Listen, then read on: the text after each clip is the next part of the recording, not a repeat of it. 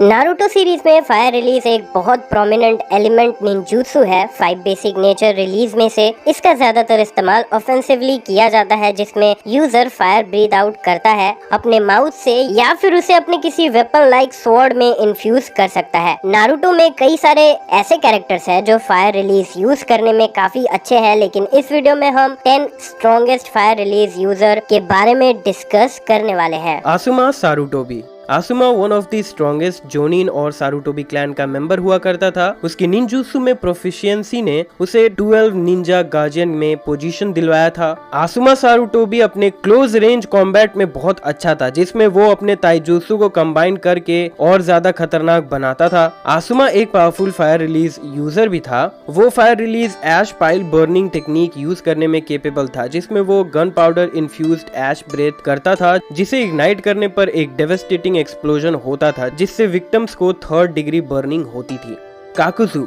काकुजु एक legendary shinobi था, जिसने एक टाइम पर हाशिरामा से फाइट किया था और जिंदा भी बच गया था। काकुजु एक एस रैंक रोग शिनोबी था, जिसने अकात्सुकी ज्वाइन कर लिया और हिडान के साथ एज अ पार्टनर काम किया। अपने विलेज को बर्बाद करने के बाद उसने पावरफुल विलेज एल्डर्स के हार्ट्स को चुराकर खुद में इंफ्यूज कर लिया। हर हार्ट के साथ उसने एक मास्क लगाया, जिसे उसने अपने बॉडी के साथ फ्यूज कर दिया, जिसकी वजह से वो डिफरेंट एलिमेंट रिलीज यूज करने की कैपेबिलिटी पा लिया। उसके एक मास्क में फायर रिलीज यूज करने की कैपेबिलिटीज थी। Fire release intelligent hard work की मदद से वो फायर स्टॉर्म क्रिएट कर सकता था और अपने विंड रिलीज की मदद से उसे और ज्यादा एम्पलीफाई भी कर सकता था।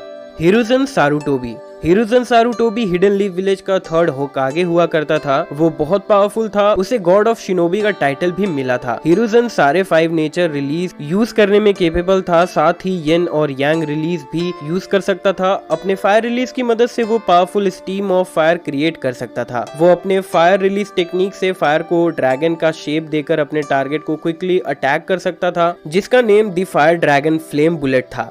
जिराया। जिराया लेजेंडरी सानिन में से एक था, जो होकागे की पोजीशन होल्ड करने के लिए काबिल था। जिराया को टोड सेज के नाम से भी जाना जाता था। उसके टोड समनिंग और सेंजुत्सु की वजह से वो अपने माउथ से एक स्टिकी ऑयल मटेरियल निकालता था, जिसकी वजह से एनिमीज के मूवमेंट को वो स्लो कर सकता था और उसके ऊपर फायर रिलीज यूज करता था, जिससे एनिमीज को फ्लेम में वो जला सकता था। जिराया अपने रसिंगन में फायर इन्फ्यूज कर सकता था, जिसकी वजह से वो ब्लैक हो जाता था, जिसकी मदद से वो अपने टारगेट को एशेस में बदल सकता था।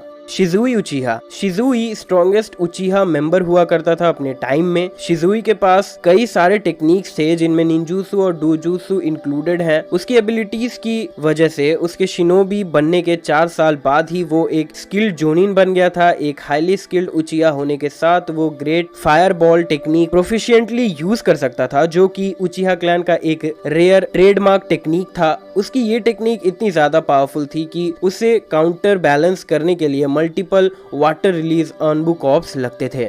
इताची उचिहा। इताची बहुत ज्यादा पावरफुल उचिहा मेंबर था अपने लाइफ टाइम तक। वो अपने 11 साल की छोटी सी उम्र में ही एक ओनबू मेंबर बन जाता है और 1 साल के अंदर वो अपने स्क्वाड का कैप्टन भी बन चुका था। अपने क्लैन के signature ability the great fireball technique को उसने बहुत कम एज में ही मास्टर कर लिया था। वो अपने शुरिकन को फायर में कोट करने में केपेबल था, जिससे वो और ज्यादा खतरनाक बन जाता था। अपने मांगेक्यो शारिंगन अवेक करने के बाद उसकी राइट आई अमातेराजु यूज करने में केपेबल थी, जो एक ब्लैक फ्लेम रिलीज करती थी, जो किसी भी चीज को जला सकती है, इवन नॉर्मल फायर को भी। ओबितो उचिहा। ओबितो इनिशियली उतना प्रोग्रेसिव नहीं था, लेकिन रिन के डेथ को देखने के बाद और मादारा उचिहा के हाथों ट्रेन होने के बाद वो एक अनस्टॉपेबल फोर्स बन जाता है। मादारा से उसने कई सारे निंजुत्सु और डोजुत्सु सीखे। ओबितो की सबसे नोटवर्दी टेक्निक उसकी उचिहा फ्लेम फॉर्मेशन हुआ करती थी, जिसकी मदद से वो किसी भी लोकेशन को फायर से कवर कर देता था। जो कोई भी उस बैरियर को क्रॉस करने की कोशिश करता था, उसे बहुत डैमेज होता था उसके फायर रिलीज से। इंद्रा ओसुत्सुकी। उचिहा क्लैन का प्रीडिसेसर इंद्रा ओसुत्सुकी एक बहुत स्ट्रॉन्गेस्ट कैरेक्टर था नारुतो सीरीज में। इंद्रा ही उचिहा क्लैन का क्रिएटर और प्रोगेनेटर था। इंद्रा अपने निंजुत्सु क्रिएशन के लिए भी जाना जाता था। उसने पावरफुल जीन्स और मैसिव चाक्रा रिजर्व इनहेरिट किया था अपने फादर हागोरोमो ओसुत्सुकी से। उसकी मांगेक्यो शारिंगन उसे हिनोकागु सूची, जो कि ब्लैक फ्लेम होती है, उसे यूज करने की एबिलिटी ग्रांट करती थी। ये एबिलिटी अमातेराजु जितनी ही खतरनाक थी।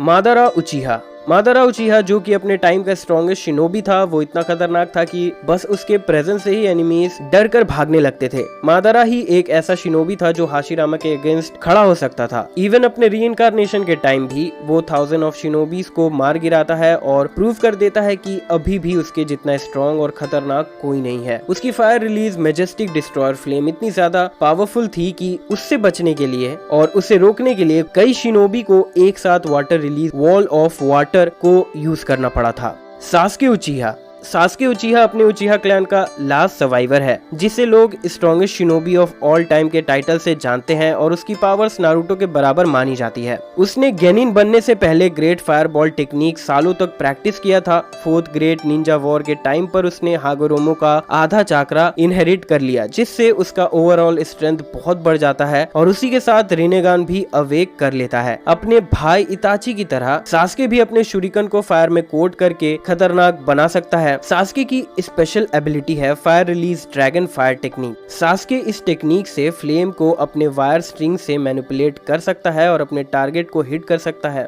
तो दोस्तों इसी के साथ ये वीडियो यहाँ खत्म होती है। वीडियो अच्छी लगी हो तो ऐसी और भी वीडियोस है चैनल पर, आप उन वीडियोस को भी जाकर देख सकते हो।